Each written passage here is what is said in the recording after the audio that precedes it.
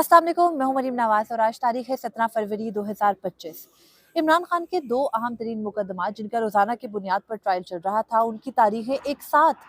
आगे पीछे कैसे दे दी गई। हैरत अंगेज तौर पर दो अलग अलग जजेस ने एक ही तारीख दे दी और इस पे 10 दिन का, तकरीबन 11 दिन का फासला रखा गया है। ये 9-10 दिन इमरान खान को क्या पब्लिक से दूर रखने के लिए है या इसके पीछे कोई और मुहर्रकात है, इनसे मुतालिक बात करेंगे। और साथ ही हम ये भी बात करेंगे कि इमरान खान के अडयाला जेल से दूसरी जेल में मुंतकली की खबर भी उड़ाई गई। क्या वो वजह है या दीगर कुछ वजूहात है? और साथ ही ये कि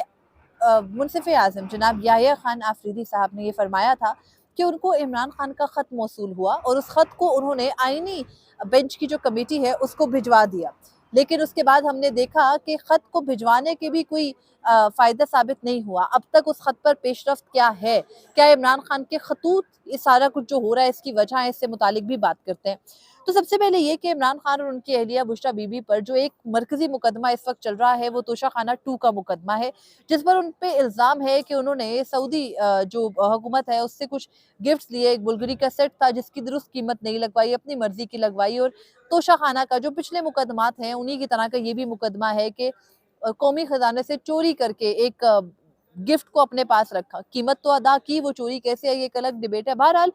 उस मुकदमे की जान तो जो गुब्बारा था उसमें से हवा निकाल दी थी इस्लामाबाद हाई कोर्ट ने। लेकिन अब हालात ये हैं कि वो मुकदमा जो रोजाना की बुनियाद पर चल रहा था, जिसमें ये कहा जा रहा था कि शायद ये वाहिद मुकदमा है जो इमरान खान पर अब चल रहा है। और इसके अलावा 9 मई के वाकयात के मुकदमात हैं जो कि एक मेगा करप्शन का या एक आप कह सकते हैं एक बड़ा हाई प्रोफाइल केस जिसको बनाने की कोशिश की, वो तोशाखाना 2 है। दूसरे जो मुकदमात चल रहे हैं वो 9 मई से मुतालिक है। इमरान खान जेल में है लेकिन 4 अक्टूबर के एहतजाज का भी मुकदमा उन पर है और 26 नवंबर के एहतजाज के मुकदमे भी उन पर हैं। वो मुकदमात अलग है लेकिन मरकजी है 9 मई के मुकदमात। तो 9 मई मुकदमात में जीएचक्यू हमला केस का मुकदमा चल रहा है, जिसमें सिर्फ इमरान खान नहीं है बल्कि पाकिस्तान तहरीक इंसाफ से मुंसलिक बेशतर तकरीबन 150 के लगभग जो अफराद हैं, कारकुनान हैं, लीडरान हैं, उन सब का ट्रायल इमरान खान के अडयाला जेल में होने की वजह से अडयाला जेल ही में कर रहे हैं इंसदाद दहशतगर्दी अदालत रावलपिंडी के जज अमजद अली शाह। जबकि तोशाखाना 2 का जो ट्रायल है वो कर रहे हैं जज शाहरुख अर्जुमंद। ये वही जज शाहरुख अर्जुमंद हैं जो इद्दत में निकाह केस से मुतालिक अपीलें भी सुन रहे थे और महफूज फैसले के वक्त कह दिया कि मैं फैसला नहीं सुना सकता। और फिर वो दूसरे जज के पास गया, अफजल मजोका ने दोबारा से उसका ट्रायल किया, वो री ट्रायल में मुकदमा गया था और फिर जज शाहरुख अर्जुमंद को नवाजा गया, उनको एक खसूसी जज बनाया गया और फिर इमरान खान के जो एहतसाब अदालत का गालिबन उनको जज बनाया गया। और उसके बाद अब वो इमरान खान के तोशाखाना 2 जो कि एफआईए नैब की एक उसमें कंसोर्शियम के बाद एक इंक्वायरी चली, पहले नैब ने की, फिर एफआईए ने स्पेशल जेआईटी बनाई गई, फिर एफआईए ने नैब ही की इंक्वायरी पर रिलाई करके तोशाखाना 2 किया। खैर वो बाहर के वो पहले के प्रोसीजर्स थे, ज़ाहिर है कि शैम ट्रायल्स के अंदर शैम प्रोसीजर्स ही किए जाते हैं। तो उसके बाद ये हुआ कि वो तरीक़ेकार अपनाने के बाद ये ट्रायल अडयाला जेल में अब रोज़ाना की बुनियाद पर हो रहा था। पहले ये कंट्रोवर्सी बनाई जाती थी कि बुशरा बीबी नहीं आ रही, आज बुशरा बीबी नहीं आई, आज बुशरा बीबी आएंगी, वो आएंगी तो गिरफ्तार हो जाएंगी। लेकिन फिर क्या हुआ कि उनको दोबारा से गिरफ्तार भी कर लिया गया और उनकी गिरफ्तारी के बाद ये है कि अब वो भी अडयाला जेल में है और इमरान खान भी अडयाला जेल में ही है। तो ट्रायल जो है वो तोशाखाना 2 का जज शाहरुख अर्जुमंद कर रहे थे अडयाला जेल में। आज सुबह ये मालूम पड़ा, बल्कि इससे पहले जो जीएचक्यू हमला केस है उसकी समाअत को 26 फरवरी तक मुलतवी किया गया, जो कि एक लंबी डेट थी। इससे पहले जीएचक्यू हमला केस में इतनी लंबी डेट नहीं दी गई और कहा गया था कि इसको रोजाना की बुनियाद पर निपटाया जाएगा। उसके अलावा जो दूसरा अहम मुकदमा इमरान खान पर चल रहा है तोशाखाना 2 का, जिसकी समाअत जज शाहरुख अर्जुमंद कर रहे हैं, उस मुकदमे की भी रोजाना की बुनियाद पर समाअत चल रही थी। और आज सुबह बगैर किसी कार्रवाई के सिर्फ इमरान खान को जेल में इतला दी गई और उनके वकला को भी इतला दी गई कि अब इस मुकदमे की समाअत 27 फरवरी को होगी। तो इस तरह आज 17 फरवरी से लेके ये 9 और 10 दिन का गैप बनता है। अब इस गैप के दौरान ये बात ओरिजिनेट हो रही है कि ऐसा क्यों करना पड़ा।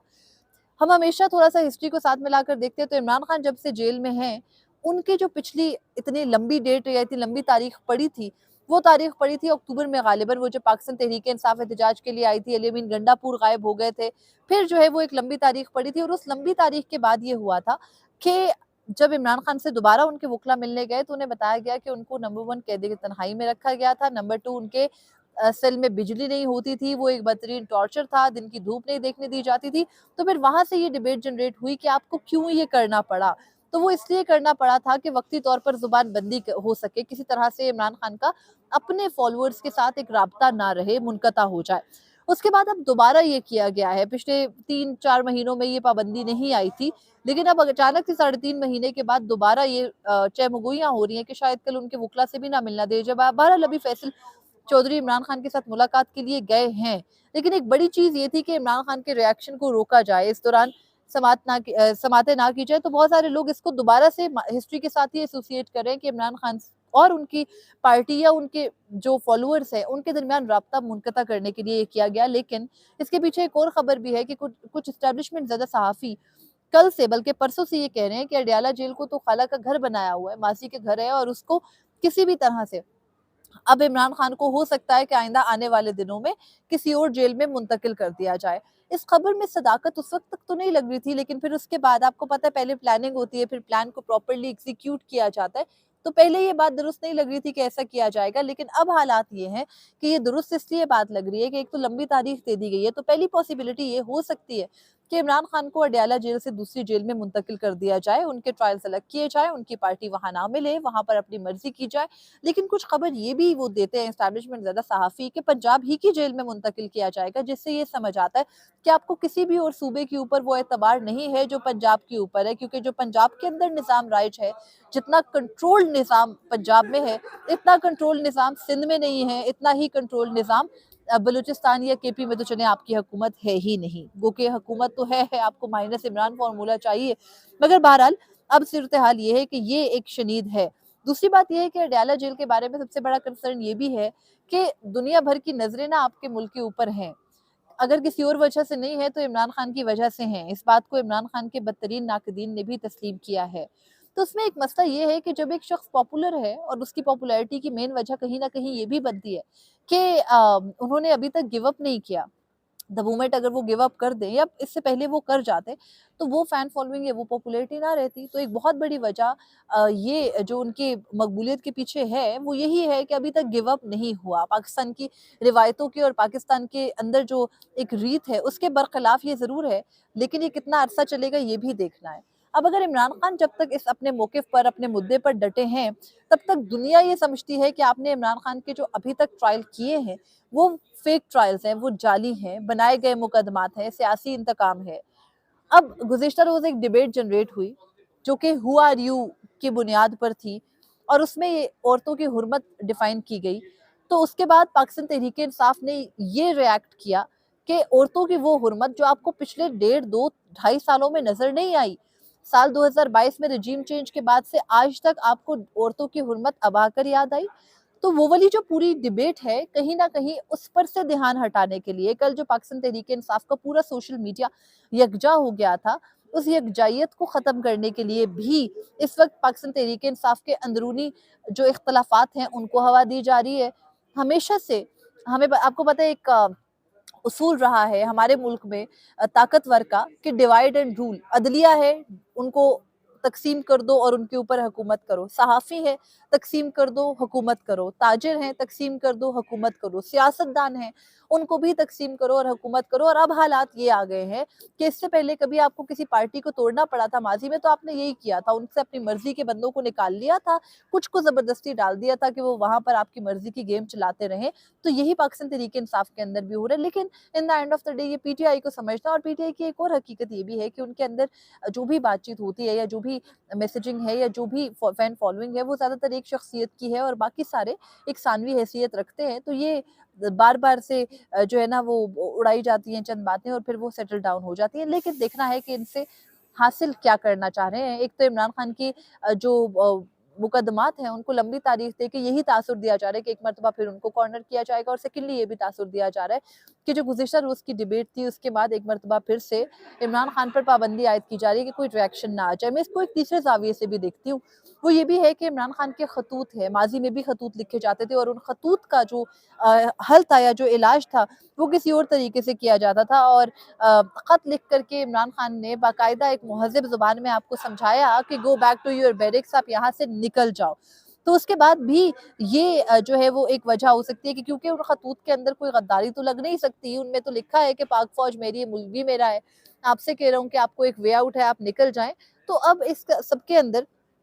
ایک نتیجہ یہ بھی ہو سکتا ہے کہ آپ ان خطوط کے سلسلے کو بھی روکنا چاہتے ہیں، تو ظاہر ہے عمران خان کہیں اور منتقل ہو جائیں گے تو اپنے وکلا سے آپ آزادی سے انہیں ملنے دو گے نہیں ملنے دو گے، یہ والا ماحول ہوگا یا نہیں ہوگا، کیونکہ وہ اڈیالہ میں سیٹل ہو گئے تھے۔ اس سے پہلے شروع میں عمران خان کو اٹک جیل میں رکھا گیا تھا، پھر اڈیالہ لایا گیا تھا، اب اگر پنجاب کی کسی جیل میں لے جایا جائے گا تو بھی دیکھ لیا جائے گا۔ بہرحال یہ بھی ایک وجہ ہو سکتی ہے۔ اور پھر تیسری چیز اور سب سے اہم چیز ہماری عدلیہ کا کردار۔ بہت سے لوگ یہ پوچھتے ہیں کہ عدلیہ کیا کر رہی ہے، کیا انہیں نظر نہیں آ رہا؟ تو حضور 26ویں ترمیم اس لیے کی گئی تھی کہ عدلیہ کو مکمل طور پر کیپچر کر لیا جائے، فتح کر لیا جائے، اور پھر 26ویں ترمیم کے بعد اپنے منمانے اقدام کر کے وہ کر لیا گیا۔ یحییٰ خان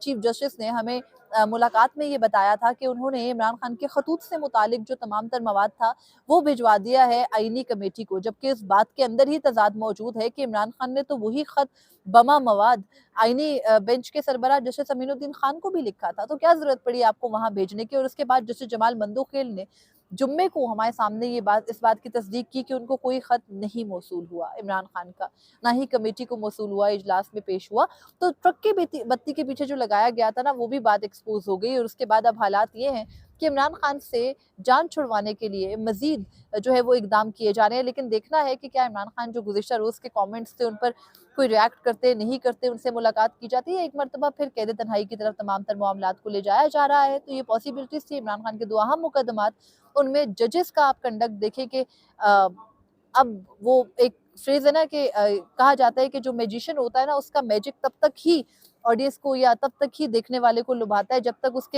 اس جادو کا فن کسی کو معلوم نہ ہو۔ جب ایک مرتبہ جادوگر کا فن معلوم ہو جائے تو پھر وہ صرف اپنا مذاق بنوا رہا ہوتا ہے۔ تو یہی اس ملک میں ایک روایت ہے، ریت ہے جو چل رہی ہے۔ فی الوقت مجھے دیجیے اجازت، اللہ حافظ۔